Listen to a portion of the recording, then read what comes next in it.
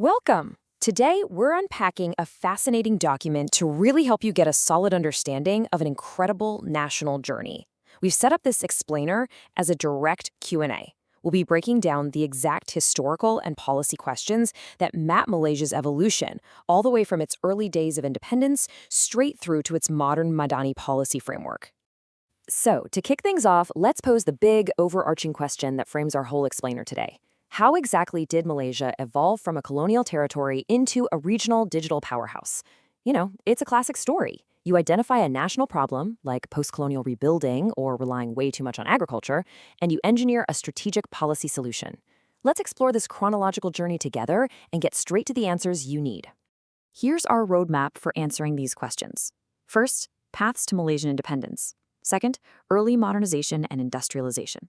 Third, the digital and knowledge era. And fourth, the Malaysia Madani concepts. All right, let's jump right into Section 1, Paths to Malaysian Independence, covering the 1950s and 1960s. What's truly remarkable about this path is the peaceful, step-by-step transition to self-governance. Unlike a lot of post-colonial nations that faced violent revolutions, Malaysia's journey, as detailed in your document, was defined by diplomacy. It was about strategic alliances rather than armed conflict. The progression from early political alliances right through to Independence Day is honestly a masterclass in cooperation. Let's break down the 4 specific paths outlined in the text. First up, the nationalist movement in the early 1950s led to the creation of the Alliance Party, which brought together Malays, Chinese, and Indians. This vital unity empowered Tunku Abdul Rahman to take the second step, which was negotiating directly with the British in London. Then, the third crucial step was drafting the federal constitution to serve as the supreme law of the land. And finally, on August 31st, 1957, the whole shebang culminated in a constitutional monarchy under the Westminster system. And Tunku Abdul Rahman, he became the very first prime minister. Moving right along, Section 2, Early Modernization and Industrialization. To answer our next question about early modernization, we have to look at a massive pivot. We're talking about the crucial shift from an agriculture-based economy to a manufacturing one. This really kicked into high gear with the New Economic Policy, or NEP, back in 1971. The NEP aimed to reduce poverty and completely restructure society by narrowing economic disparities among ethnic groups. It specifically used affirmative action to improve the socioeconomic position of the Bumiputera community, offering them greater educational opportunities and equity ownership. At the same time, the 1970s saw this huge push for industrialization. Massive investments just flowed into infrastructure projects, think roads, ports, airports, all to support rapid growth. And by the 1980s, this evolved into a highly focused, export-oriented growth strategy, heavily relying on electronics, textiles, and palm oil.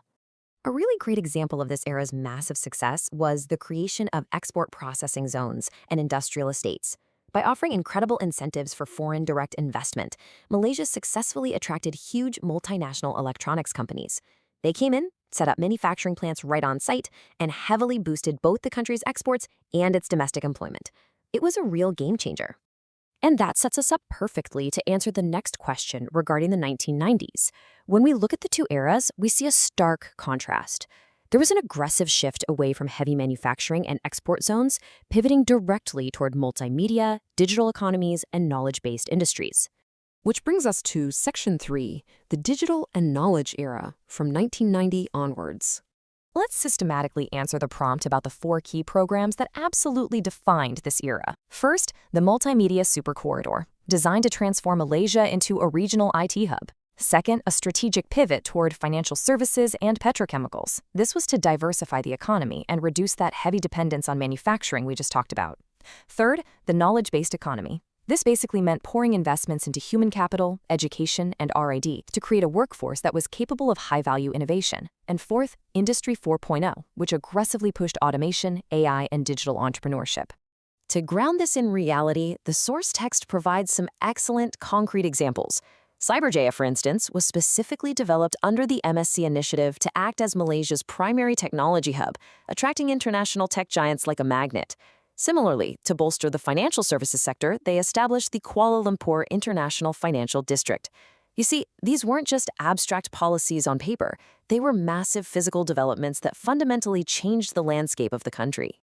So the absolute crucial takeaway here is the step-by-step approach Malaysia took to future-proof its economy.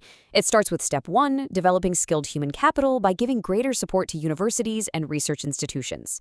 Then, step 2 involves the government actively introducing overarching digital transformation initiatives.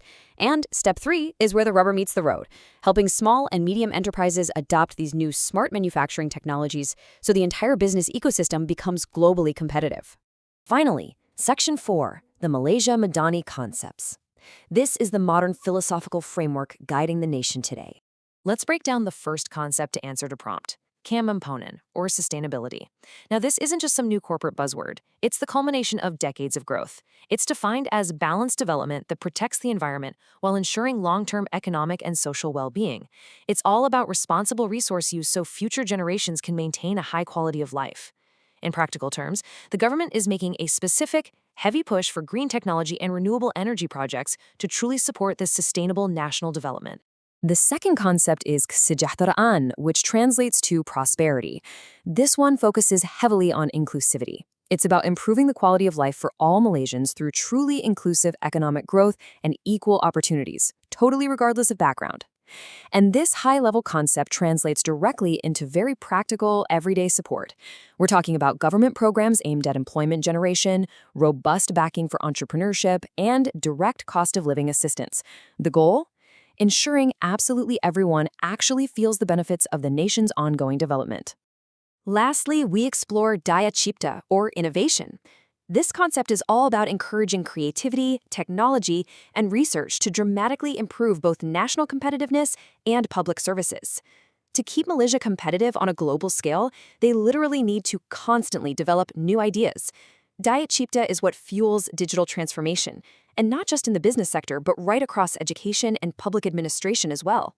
From a peaceful path to independence, through heavy industrialization, right up to the modern Madani framework, we've mapped out the answers to this incredible national evolution. But looking at this whole trajectory leaves us with one highly provocative question. With artificial intelligence and global markets shifting faster than they ever have before, is Malaysia's foundational blueprint agile enough for the next century of modernization? It's something to think about. Keep asking great questions, stay curious, and we'll see you in the next explainer.